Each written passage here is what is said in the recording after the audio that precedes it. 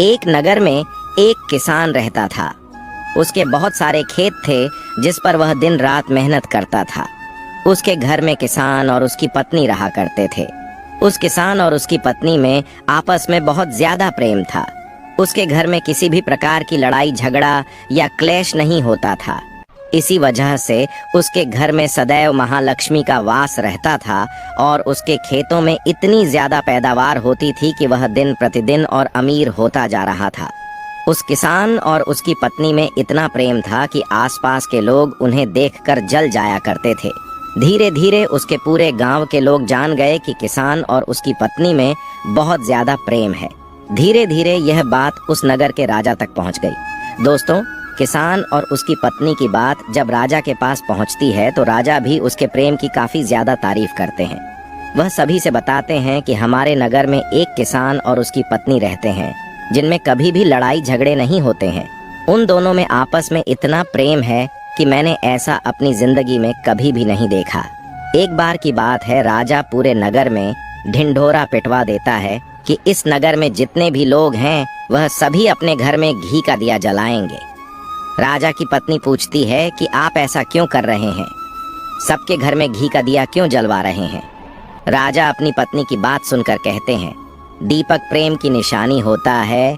जिसके घर में घी का दीपक जलता है उसके घर में सदैव प्रेम बना रहता है और मैं चाहता हूँ कि जो प्रेम किसान और उसकी पत्नी के घर में है वह हमारे पूरे नगर में रह रहे पति पत्नी के बीच हो। इसीलिए मैं हर घर में दीपक जलाना चाहता हूँ। राजा के सैनिक जाते हैं और हर जगह नगर में डुग्गी पीट देते हैं और कहते हैं सभी के घर रात भर घी का दीपक जलना चाहिए।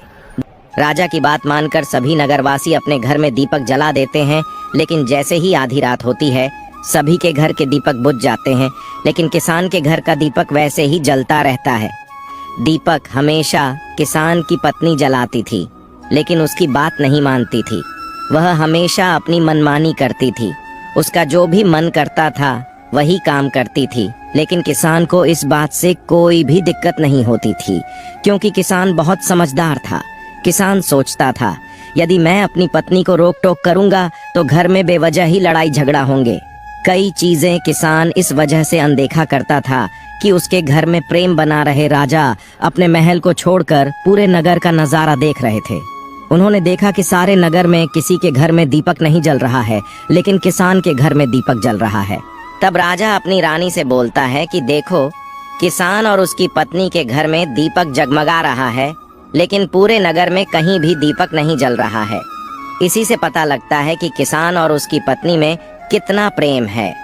तब राजा की पत्नी राजा से बोलती है कि जो किसान और उसकी पत्नी में प्रेम है वह किसान की पत्नी की वजह से है और इसी वजह से उसके घर में इतना ज्यादा प्रेम है। जब राजा रानी की बात सुनता है तो कहता है, नहीं, तुम्हारा सोचना गलत है। जो प्रेम किसान के घर में है वह उसकी पत्नी की वजह से नहीं है, बल्कि वह किसान की वजह से है। रानी कहती है कि किसान की पत्नी बहुत ज्यादा समझदार है, आपका सोचना गलत है और यही वजह है जो कि उनके घर में कभी भी लड़ाई झगड़ा नहीं होता है। राजा कहता है कि किसान समझदार है और रानी कहती है कि किसान की पत्नी समझदार है। इसी तरह कुछ देर चलता रहा। इसी बात को लेकर राजा और रानी के बीच काफी झगड़ा हो गया। इसके बाद राजा कहता है, हम लोगों को झगड़ा करने की जरूरत नहीं है, क्यों ना हम किसान और उसकी पत्नी की परीक्षा ले लें। सारा दूध का दूध और पानी का पानी हो जाएगा। लड़ाई करने के बाद इस बात पर राजा और रानी दोनों सहमत हो गए और दोनों की परीक्षा लेने के लिए तैयार हो जाते हैं। तब राजा अपने महल में जाता है और एक पुरुष सैनिक को बुलाता है और पुरुष सैनिक से बोलता है कि तुम किसान के पास जाओ और जो जो प्रश्न मैं तुमसे बोल रहा हूँ वह तुम किसान को बोल देना। वह सैनिक राजा की बात सुनकर किसान के पास जाता है। उस समय किसान की पत्नी खेतों में गई थी, लेकिन किसान की कुछ तबीयत ठीक नहीं थी, इस वजह से वह खेतों पर नहीं गया था। इस समय वह सैनिक किसान के घर पहुंच जाता है और किसान से कहता है, मैं राज दरबार से आया हूँ, राजा साहब ने मुझे भेजा है। किसान कहता है, बताइए मैं आपकी क्या सेवा कर सकता हूँ। आप बैठ जाइए, मैं आपके लिए पानी लेकर आता हूँ। तभी वह सैनिक बोलता है कि नहीं, तुम कुछ भी मत लाओ, मैं राजा का सैनिक हूँ, बस आपके पास राजा का समाचार लेकर आया हूँ। तब किसान कहता है, ठीक है, आप मुझे बताओ राजा साहब ने मेरे लिए क्या समाचार भेजा है। सैनिक कहता है, किसान, राजा साहब ने यह बोला है कि यदि तुम अपनी पत्नी को छोड़ देते हो तो राजा जी आपको बहुत सारे हीरे जवाहरात और साथ में तुम्हारे जमीन से 2 गुना ज्यादा जमीन राजा जी आपको गिफ्ट में देंगे। इसके अलावा राजमहल का आधा हिस्सा भी आपको दिया जाएगा। किसान ने कहा, राजा जी अपना पूरा राजमहल मुझे क्यों ना दे दे, लेकिन मैं अपनी पत्नी को नहीं छोड़ूंगा। जाओ और अपने राजा से कह दो किसान ने ऐसा कहा है। सैनिक जाता है और राजा को सारी बातें बताता है। इस समय रानी वहां पर सैनिक की बात सुन रही थी। सुनने के बाद रानी ने कहा, आपने किसान की तो परीक्षा ले ली, लेकिन किसान की पत्नी की परीक्षा नहीं ली है। इस तरह से हम कैसे पता कर सकते हैं कि कौन समझदार है।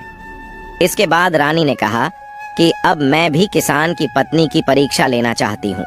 जब दोनों की परीक्षा हो जाएगी तभी पता चलेगा कि कौन समझदार है। फिर रानी ने भी एक सैनिक बुलाया और कहा कि मेरी बात किसान की पत्नी को बोलना और याद रखना, यह बात तभी बताना जब किसान वहां पर ना हो।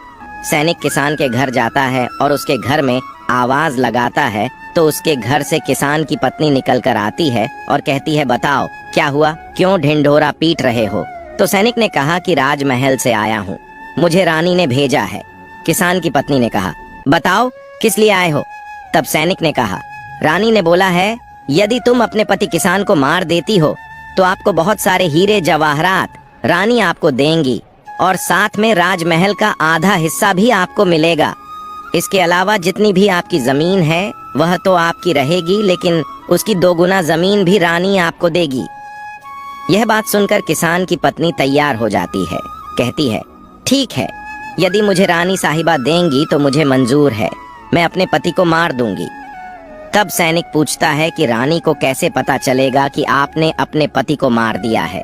तभी किसान की पत्नी बोलती है, मेरे घर में जो दीपक जल रहा है, जब मैं किसान को मार दूंगी तो उसे बुझा दूंगी, तभी आपको पता चल जाएगा कि मैंने किसान को मार दिया है। अब सैनिक किसान की पत्नी की बात सुनकर राजमहल जाता है और रानी को सारी बात बताता है। किसान की पत्नी की बात सुनकर रानी बहुत अचंभित हो जाती है। राजा और रानी को स्त्री जात से नफरत होने लगती है। उसी समय राजा अपने नगर के सभी लोगों को बुलाता है और कहता है कि मैं चाहता हूँ कि मेरे और मेरी पत्नी की वजह से किसान की जान ना जाए।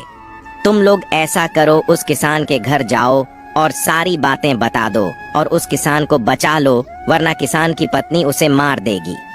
इधर सैनिक किसान के घर जाते हैं और सोचते हैं कि किसान की पत्नी किसान को रात में मारेगी और दिया बुझाएगी।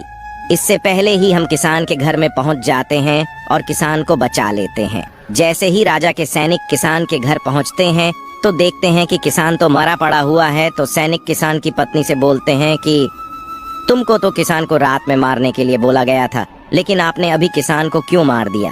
तब उस किसान की पत्नी बोलती है कि किसान को तो मुझे मारना ही था, रात में तो मुझे सिर्फ दिया ही बुझाना था, इसलिए किसान को तो मैंने दिन में ही मार दिया है।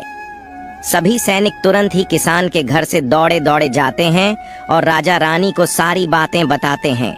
राजा और रानी क्रोध से आग बबूला हो जाते हैं। इसके बाद राजा और रानी किसान की पत्नी को बंदी